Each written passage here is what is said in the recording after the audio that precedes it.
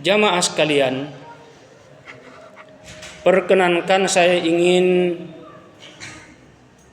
menyampaikan khutbah tentang bagaimana kebesaran Allah,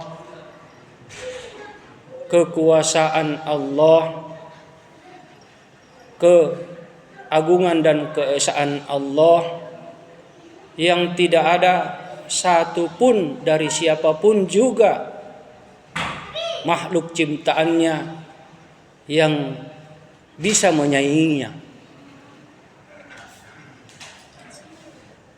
Ya, ini tiba masa, tiba akal baru di tadi perjalanan. Oh, ini bagus saya sampaikan. Sebelum adanya seluruh alam semesta, Allah itu sudah ada, berdiri dengan sendirinya. Tidak ada makhluk segala sesuatunya, tidak ada. Belum ada malaikat, belum ada bulan, matahari, belum ada aras, belum ada yang dinamakan manusia. Dia berdiri sendiri, Allah.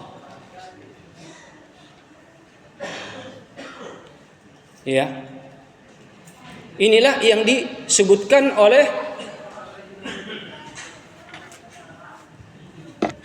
di dalam sifat-sifat Asmaul Husna-nya Allah, yaitu qiyamuhu binafsihi.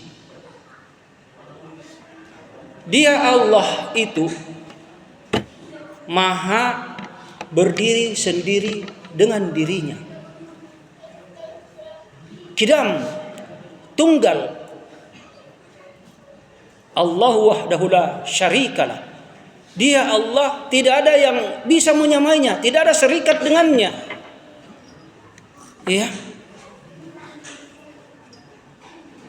Qul huwallahu ahad, ahad, Allahus samad, lam yalid wa lam yulad wa lam yakul lahu kufuwan ahad. Ini sifat Allah. Katakan, dia Allah itu ahad, satu, tidak beranak dan tidak diberanakkan, dan tidak ada satupun yang bisa dapat menyerupainya. Tidak ada. Laisa kamislihi syai'un. Sifat Allah itu tidak serupa dengan segala sesuatunya. Tidak ada. Nah, di dalam kesendiriannya Allah Subhanahu wa taala, oke, saya ungkap dulu. Imam Ali karamallahu wajah berkata, ini karena tiba masa tiba akal, saya baru di jalan, baru saya berpikir. Yang saya mau hubungkan baru di jalan tadi menuju ke sini di motor. Mudah-mudahan saya orang yang bodoh ini bisa saya sampaikan. Saya tidak tahu apa-apa. Imam Ali, artinya ada teks Arabnya, cuma karena tiba-tiba saya tidak hafal, saya ungkap saja makna artinya. Imam Ali bin Abi Thalib karamallahu wajhah berkata, dia Allah itu maha berdiri sendiri, sudah berdiri dengan kesendiriannya. Tidak ada segala sesuatunya, tidak ada alam, tidak ada makhluk, tidak ada bumi dan seluruh alam semesta, bahkan tidak ada aras. Aras itu baru di belakangan Allah ciptakan. Aras itu makhluk, bukan zat. Yang zat itu Allah, zatullah, zat Allah yang tunggal, yang suci. Fasubhanallahi amma yusyrikun. Maha suci dia Allah yang mau diserikatkan sifatnya yang maha suci. Kata Ali, Imam Ali, sebelum ada segala sesuatunya dia berdiri tunggal, bahkan belum ada itu yang namanya arasnya Allah. Ya.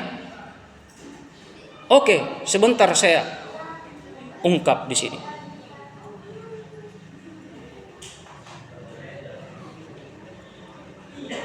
Ada ayat, oke, karena tak kalah saya sampaikan tentang masalah aras. Ini jadi dialog yang sangat kencang. Karena ada yang mengatakan cocok ayat Allah, cocok Ar-Rahman alal arsyis tawa. Cocok ayatnya. Dialah Allah yang Maha Rahman, yang berada di atas aras, di atas singgasana. Sehingga terjadi banyak polemik yang begitu bermacam-macam pemahaman dan pendapat dari para ulama. Mereka mengatakan Allah itu seolah-olah duduk di atas aras. Cocok artinya, tapi mohon maaf, 1000 maaf, jangan kita mau mengambil arti makna dari kalimat Al-Quran secara tekstual. Arti kalimatnya tok saja. Ini banyak ini ustaz-ustaz atau ulama yang mengaku salaf, padahal dia itu terus terang baru muncul, dikenal, viral, yang mengaku katanya orang salaf, padahal mereka orang kebelakangan, kaum khalaf kebelakangan. Ini baru muncul di sekitaran tahun 90-an, baru viral. Mereka mengaku yang salaf yang asli itu yang hidup di generasi sahabat, 100 tahun sesudah sahabat dan 300 tahun sesudah dari Rasulullah generasinya. Ini yang asli, termasuk Imam Syafi'i, tabi'in. Kalau yang sekarang bukan, mengaku-mengaku salaf, padahal ulama kebelakangan, khalaf, di akhir zaman muncul. Saya ingin membaca, ada 3 ayat, banyak saya ingat karena ini ayat yang di 4 surat Mukmin ini saya tidak hafal, saya terpaksa buka di Quran. Ada ayat yang di dalam Al-Quran di situ dikatakan wa taral malaikatu hafina min haulil arsy yusabbihuna bihamdi rabbihim wa qudiya bainahum bil haqq wa qila alhamdulillahi rabbil alamin.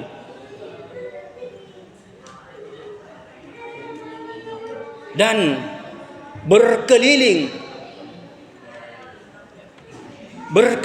wa taral malaikatu hafina min haulil arsy, berkeliling seluruh dari para malaikat yang mengelilingi, yang menjaga arasnya Allah.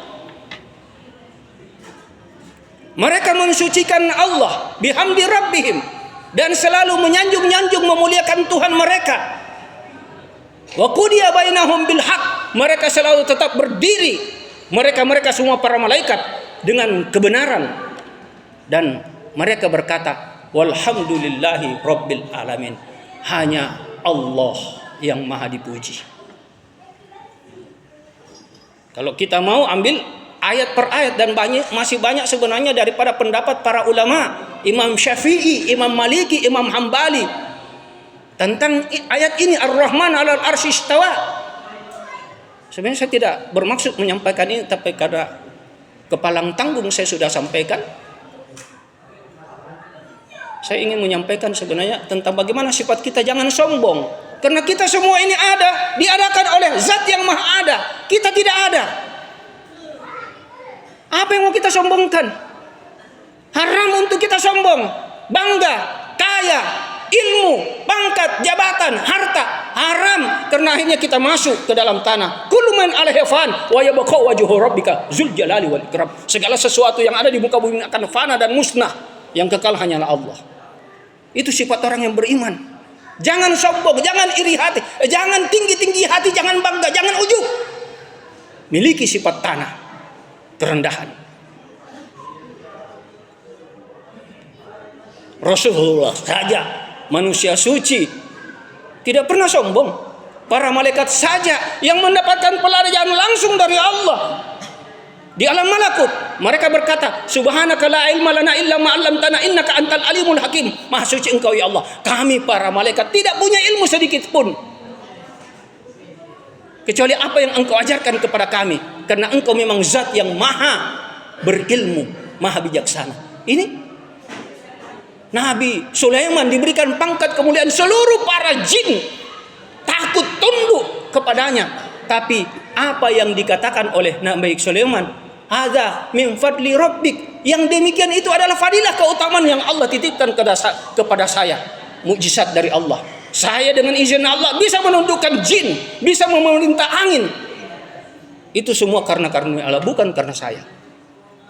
Jadi haram untuk kita sombong, jangan sombong. Akhirnya juga kita kembali kepada ketiadaan. Kita ini diadakan oleh zat yang maha ada, yang sebelum ada seluruh alam semesta dia sudah ada.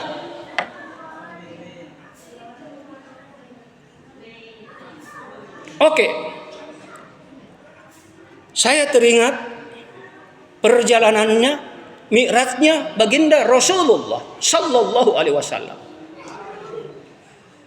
Beliau ditemani oleh malaikat Jibril dan kendaraan buruk. Tiba pada saat Rasulullah ingin naik ke singgasananya Allah. Saya tidak berani bahasakan singgasananya Allah, hanya dia yang maha tahu di mana dia berada. Itu rahasia sir.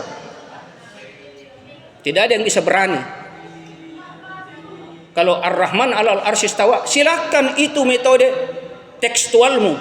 Tapi penjelasan yang saya katakan tadi, oke. Malaikat Jibril sendiri waktu Nabi mau naik menghadap ke singgasananya Allah menerima perintah salat, malaikat Jibril tidak berani naik menemani baginda Rasulullah. Ya, dia tinggal, takut. Di dalam hadis qudsi, seandainya kalau malaikat Jibril berani nekat mau datang menghadap kepada Allah, dia akan hancur dengan nurnya Allah.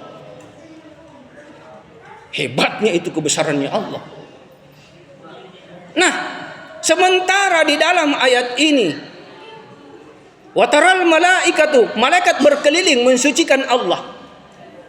Pantaskah Allah zat yang maha berdiri sendiri, dia mau dikatakan punya tempat duduk, kursi? Sementara di dalam ayat, di dalam surat Al-Mu'min, nah ini saya, karena tiba-tiba ini saya menyampaikan ini baru di mimbar. Di dalam surat Mu'min ayat 7, Allah Subhanahu wa taala berfirman, "Alladzina yahminuna al-arsy wa man hawlahu yusabbihuna bihamdi rabbihim wa yu'minuna bihi wa yastaghfiruna lilladzina amanu rabbana wasi'at kulla syai' rahmatan wa ilman faghfir lilladzina tabu wa tabau sabiluka fi waqihim adzabal jahim." Ada berapa ayat itu dijelaskan. Doanya para malaikat yang hamalatul ars, penjaga aras. Ini ayat ini. Jadi jangan satu ayat kita ambil. Ar-Rahman 'alal arsy istawa. Ini di sini penjelasannya panjang. Saya yang waktu. Ayat 7, 8 dan 9. Cukup saya baca ayat 7-nya saja.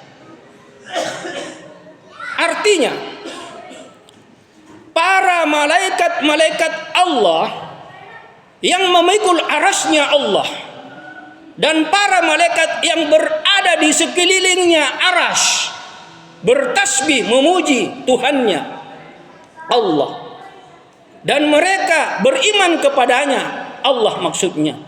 Dan para malaikat itu selalu memintakan ampun bagi orang-orang yang beriman seraya mengucapkan, "Ya Tuhan kami, rahmat dan ilmu Engkau mengikuti segala sesuatunya, maka berikanlah ampunan kepada orang yang bertobat dan mereka yang mengikuti jalan Engkau, dan peliharalah mereka dari siksaan neraka yang menyala-nyala." Ini malaikat yang memikul aras, jumlahnya wallahu a'lam bishawab sangat banyak sekali, tak terhingga, tidak bisa dibahasakan. tidak masuk di dalam jangkauan akal pikiran kita. Kita hanya yakini innallaha ala kulli syai'in qadir. Allah itu meliputi di atas segala sesuatunya. Ayat 8 saya tahu saya baca ayatnya. Ya Tuhan kami, doanya para malaikat penghuni aras yang memikul aras. Ya Tuhan kami, dan masukkanlah mereka ke dalam surga Aden yang telah Engkau janjikan kepada mereka, dan orang yang soleh di antara anak-anak bapak-bapak mereka dan istri mereka dan keturunan mereka semua. Sesungguhnya Engkaulah yang maha perkasa lagi bijaksana. Dan peliharalah mereka daripada balasan kejahatan, dan orang-orang yang Engkau pelihara daripada pembalasan kejahatan pada hari itu, maka sesungguhnya telah Engkau anugerahkan rahmat kepadanya, dan itulah kemenangan yang besar kepada orang-orang yang beriman, beramal soleh, lagi bertobat kepadamu ya Allah.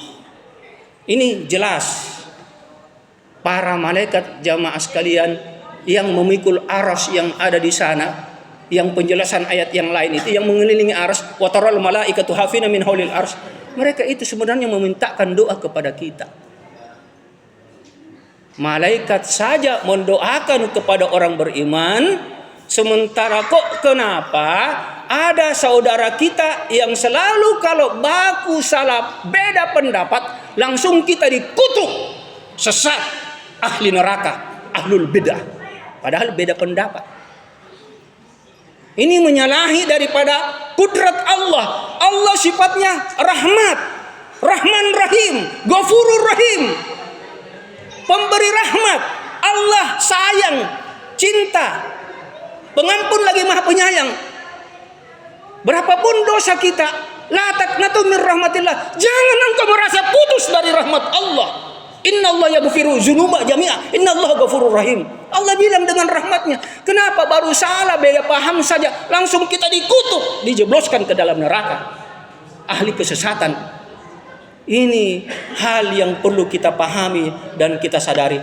Mari kita berbijak dalam beragama. Jangan kita merasa yang paling benar. Jangan kita merasa bahwa kitalah pemegang kunci surga. Kita ini semua demi Allah. Kita manusia kotor.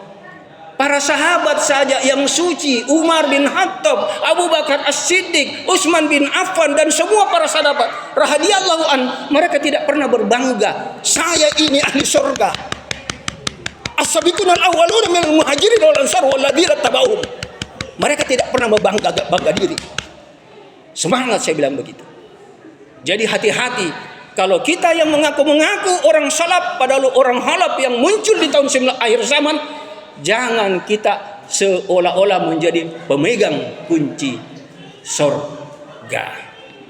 Jadi ini dulu yang saya sampaikan. Mohon maaf kalau ini terpaksa, karena bukan ini yang mau saya sampaikan, tapi karena kenapa masuk ke sini. Ya.